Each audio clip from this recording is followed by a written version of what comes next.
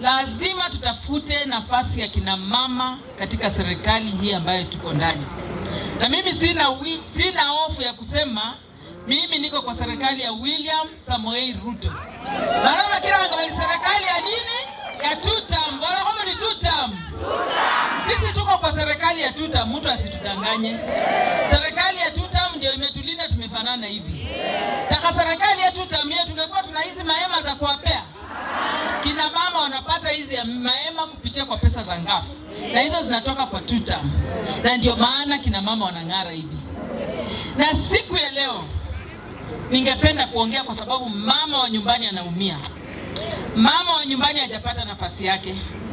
Hata tukisema twende kwa kaunti tutafute nafasi ambao wamepea kina mama kazi ya kufanya hata ya kufagia. Wale wako na kampuni, mliko? Naona wabone. Tutafute nafasi na tutengeneze hizo makampuni. Ukienda kuomba kazi watakuuliza mama uko na kampuni gani? Tunatengeneza kampuni kwanza. Ukienda huko utaomba nafasi waambie wewe fagia hapa, nyinyi osha hicho, na hiyo ndio kazi. Kazi hiki ni zaidi hote mai. Kwa uliziane. Elimu sabula iwene kama vile mimi niko kwa ngafu. Mimi ndio patron, mimi sio mwenye ngafu.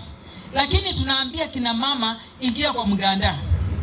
Vile vile hawa kina mama wenzangu wa Mlembe waliingia kwa miganda na wakaform miganda 45 kwa kila ward. Wakapata grant ya 1,100. Hiyo grant wakanunua hema na wakabakisha pesa zingine kwa kikapu. Hiyo ndio maana tunasema hii grant ina maana kwa sababu hawa kina mama wakipata hii hema waende nyumbani. Nilikuwa hapo awali nimewapromise natafuta mtu awekee viti sijamconduct, lakini najua nikimconduct wakati tutakuja kulaunch hizi mahema kwa kila ward. Mnaenda nazo leo, si ndio?